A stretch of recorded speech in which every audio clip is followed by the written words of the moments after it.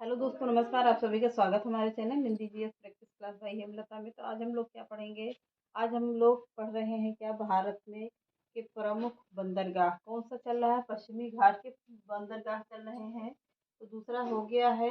अब हम तीसरा बंदरगाह कब कौन सा पढ़ेंगे। प्राकृतिक बंदरगाह है। कौन सा बंदरगाह प्राकृतिक है, तो पारादीप बंदरगाह कैसा है, प्राकृतिक बंदरगाह है। कहाँ पर है, तो कहाँ पर है, उड़ीसा में है। तो तीसरा नंबर डाल लीजिए, पारादीप बंदरगाह कहाँ पर है, उड़ीसा में है। कहाँ पर है, तो उड़ीसा में है। कैसा बंदरगाह है, यह प्राकृतिक बंदरगाह है। अब पॉइंट करके लिखिएगा। यह बंदरगाह कोलकाता एवं विशाखापट्टनम बंदरगाह के लगभग यह बंदरगाह यह बंदरगाह कोलकाता एवं विशाखापट्टनम बंदरगाह के लगभग बीच में एक प्राकृतिक संरचना के मध्य कह रहा है कि एक प्राकृतिक संरचना के मध्य कृत्रिम हर्बल बनाया गया है। कृत्रिम हर्बल पर बनाया गया है। यह क्या करता है, निर्यात प्रधान बंदरगाह है। यह निर्यात के लिए सबसे प्रमुख बंदरगाह, इसीलिए क्या कहा जाता है, प्रधान बंदरगाह है। यहाँ से जापान को उड़ीसा के कहाँ पर किरीबुरू का लौह अयस्क निर्यात किया जाता है। ये पॉइंट बहुत ही इम्पोर्टेंट है। तो कौन सा है, या कोलकाता एवं विशाखापट्टनम बंदरगाह के लगभग बीच में प्राकृतिक संरचना के मध्य कृत्रिम हर्बल बंदरगाह बनाया गया है। यह निर्यात प्रधान बंदरगाह है। यहाँ से जापान को उड़ीसा या किरीबुरू का लौह अयस्क निर्यात किया जाता है। अब अगला बंदरगाह कौन सा है, विशाखापट्टनम। विशाखापट्टनम कहाँ पर है, आंध्र प्रदेश में है। कैसा बंदरगाह है, तो ये भी प्राकृतिक बंदरगाह है। और कहते हैं देश का सबसे सुंदर बंदरगाह है। क्या है, देश का सबसे सुंदर बंदरगाह, सबसे सुंदर बंदरगाह है, सुंदर बंदरगाह है। आंध्र प्रदेश का विशाखापट्टनम बंदरगाह कैसा है, देश का सबसे सुंदर बंदरगाह है। कैसा बंदरगाह है, तो यह प्राकृतिक बंदरगाह है। कहाँ पर है, तो यह आंध्र प्रदेश में है। तो अगला पॉइंट लिखिएगा पॉइंट करके, यह देश का सबसे गहरा बंदरगाह है। यह कैसा बंदरगाह है, यह देश का सबसे गहरा बंदरगाह है, गहराई में सबसे ज्यादा है। जहाँ लौह अयस्क के निर्यात के लिए बाहरी बंदरगाह बनाया गया है। जहाँ पर कह रहा है लोहे के निर्यात के लिए बाहरी बंदरगाह बनाया गया है। और इसका प्रोत्राशय प्राकृतिक है। इसका प्रोत्राशय क्या है, प्राकृतिक है। तो चलिए इतना हो गया होगा, आगे देखते हैं। सभी क्लास के लिए वेरी इंपॉर्टेंट क्लास है, तो आप लोग विशेष करके ध्यान दीजिएगा और पढ़ते हुए नोट्स बनाते भी चलिएगा। एक एक चीज को क्लियर करते हुए हम लोग चल रहे हैं, जहां जहां से प्रश्न बनते हैं। तो चलिए आगे देखते हैं, इसी के आगे लिखिएगा। प्रोत्राशय में डाल्फिन नोज नामक पहाड़ी का भाग, प्रोत्राशय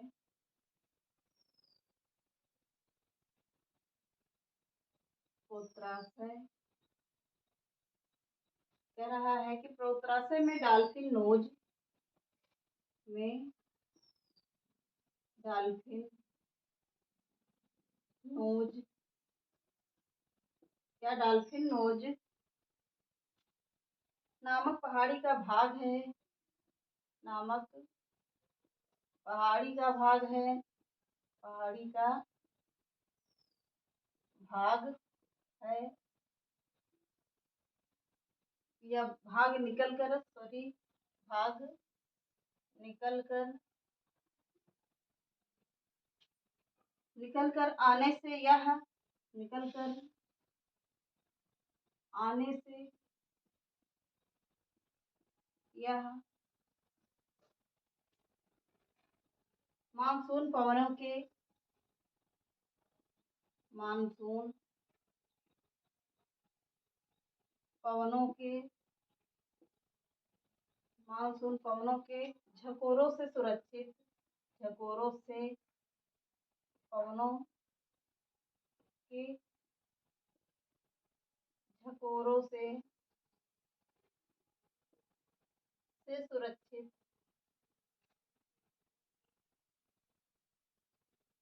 झकोरों से सुरक्षित रहता है, झकोरों से सुरक्षित रहता है। यहाँ से आयात की उपेक्षा निर्यात अधिक होता है। यहाँ से आयात के मुताबिक आयात के मुताबिक आयात के मुताबिक निर्यात अधिक होता है।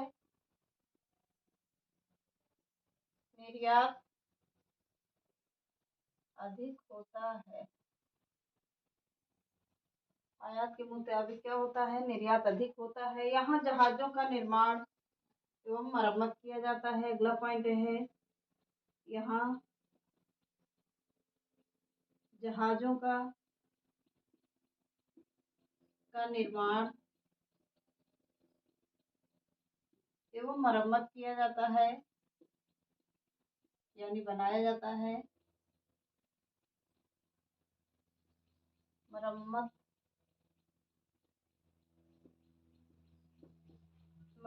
किया जाता है। यहाँ पर जहाजों का निर्माण यानी कि बनाया भी जाता है और इसका क्या होता है? मरम्मत भी किया जाता है। अगला पॉइंट है, यह बंदरगाह अपने कार्यों की गुणवत्ता यह बंदरगाह अपने कार्यों की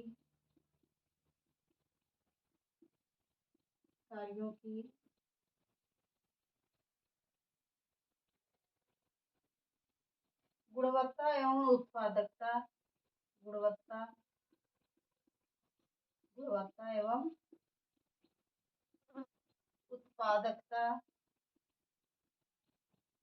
गुणवत्ता एवं उत्पादकता के लिए प्रसिद्ध है। के लिए प्रसिद्ध है। गुणवत्ता एवं उत्पादकता के लिए प्रसिद्ध है।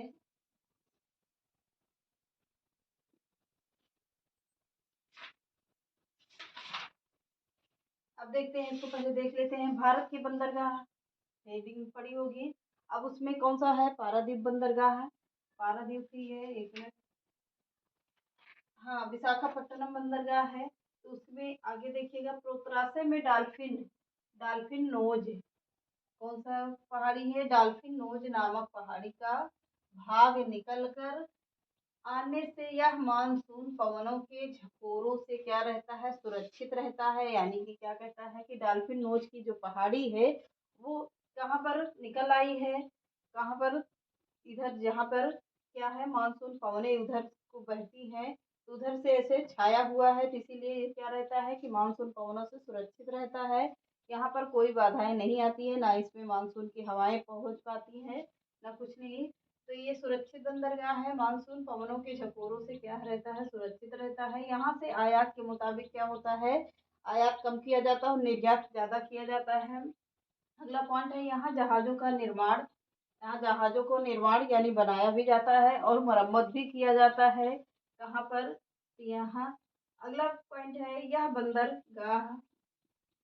बंदरगाह अपनी कार्यों या अपने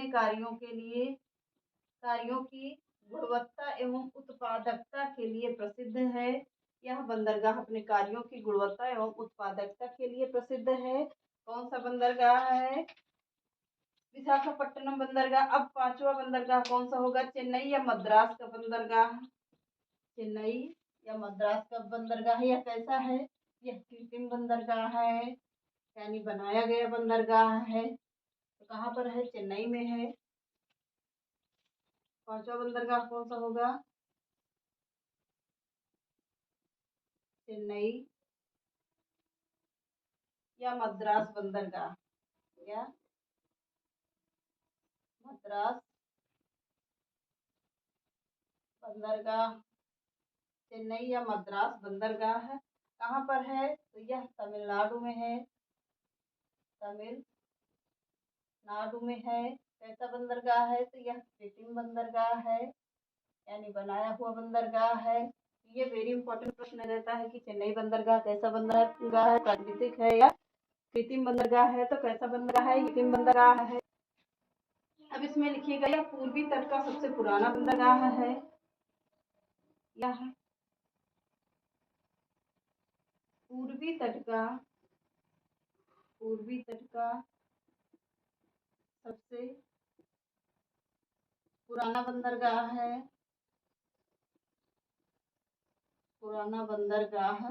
है।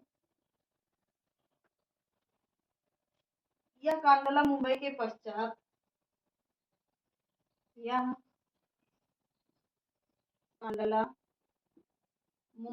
पश्चात मुंबई के पश्चात तीसरा व्यापार करने वाला बंदरगाह है। तीसरा व्यापार करने वाला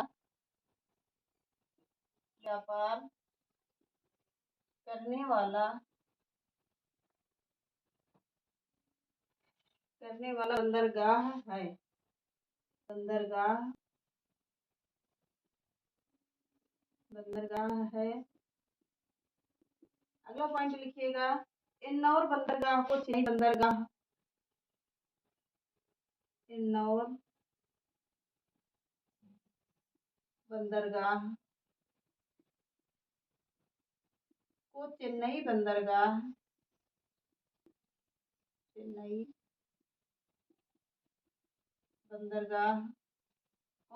बंदरगाह दबाव कम करने के लिए विकसित किया गया है।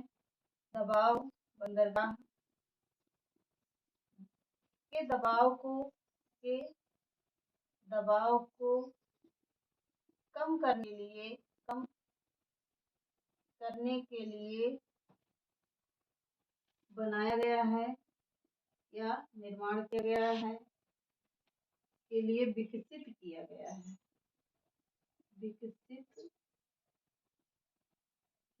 है।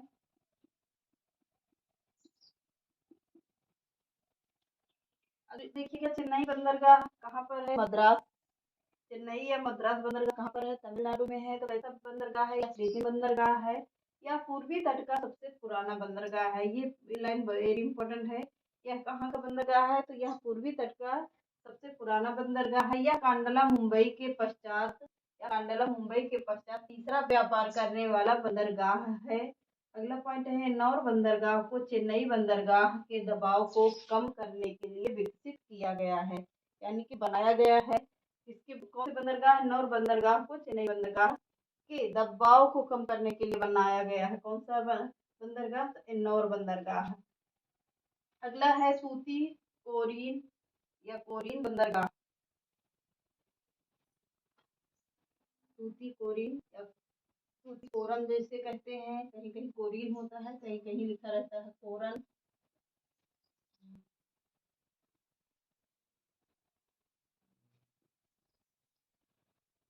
सूती कोरीन या कोरन बंदरगाह। सूती कोरीन बंदरगाह है, यह कहाँ पर है, तमिलनाडु में है। ये भी बंदरगाह कहाँ पर है, तमिलनाडु में है। कैसा बंदरगाह है, तो यह प्राकृतिक बंदरगाह है। पहला वाला कौन सा है, प्राकृतिक है। यह प्राकृतिक बंदरगाह है। कैसा बंदरगाह, यह प्राकृतिक बंदरगाह है। अब लिखिएगा यहाँ पर, यह मन्नार की खाड़ी में स्थित है। यह मन्नार की खाड़ी में स्थित है। मन्नार की खाड़ी में स्थित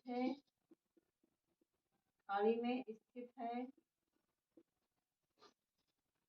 इसकी पृष्ठभूमि खनिज पशु इसकी पृष्ठभूमि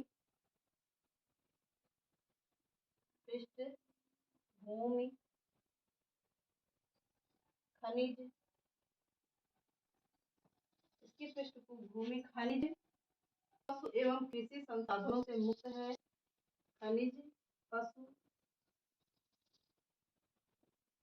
और पशु और कृषि और कृषि संसाधनों से मुक्त है, संसाधनों से मुक्त है। अगला पॉइंट लिखिएगा, इसके तटीय भागों में मत्स्य उद्योग का विकास हुआ है। इसके तटीय भागों में, कहाँ पर, तटीय भागों में मत्स्य यानी मछली उद्योग का विकास हुआ है। मछली उद्योग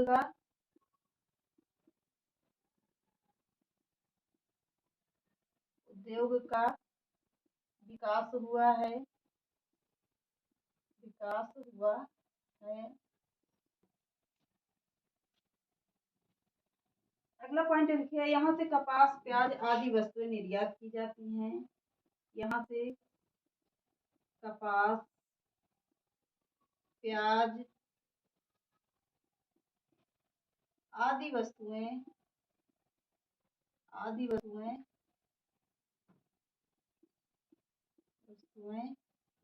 निर्यात की जाती हैं, निर्यात की जाती हैं।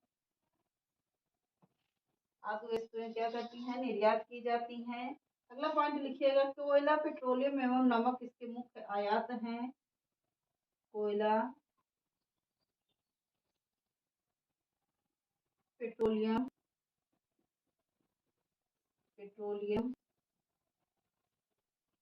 एवं नमक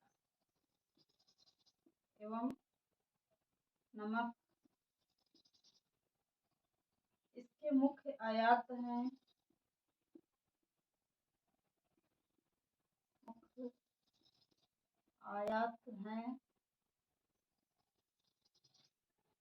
अगला पॉइंट लिखिएगा, 19 फरवरी 2011 से 19 फरवरी 2011 से 19 फरवरी 2011 से बीओ सितंबर सार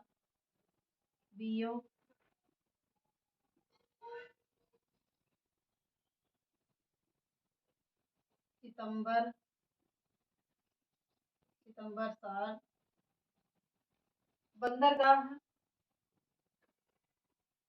बंदरगाह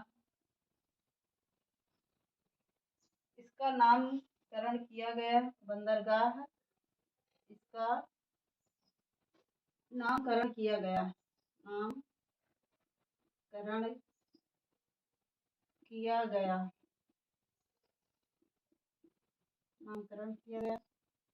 क्या कर रहा है, यह मन्नार की खाड़ी में कहाँ स्थित है, तूतीकोरन यह मन्नार की खाड़ी में स्थित है। इसकी पृष्ठभूमि खनिज, पशु और कृषि संसाधनों से मुक्त है।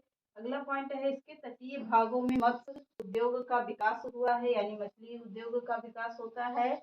यहाँ से कपास, प्याज आदि वस्तुओं का निर्यात की जाती है। अगला पॉइंट है, कोयला, पेट्रोलियम एवं नमक इसके मुख्य आयात हैं।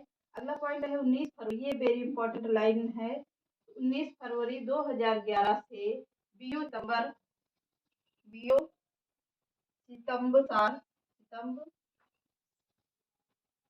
सितंबसार बंदरगाह इसका नामकरण किया गया। बीओ कब किया गया था, 19 फरवरी 2011 में। क्या नाम दिया गया था, बीओ सितंबसार बंदरगाह इसका नामकरण किया गया था।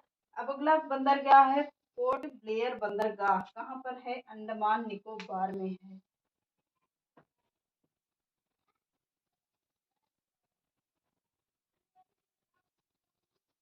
कहाँ पर है, इसमें एक ही लाइन है, फिर उसके बाद छोटे छोटे बंदरगाह को देखते हैं। पोर्ट ब्लेयर बंदरगाह अंडमान निकोबार में है, 7वां बंदरगाह है।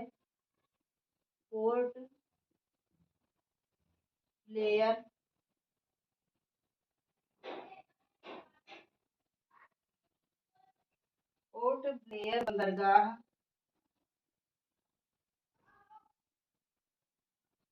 बंदरगाह अंडमान निकोबार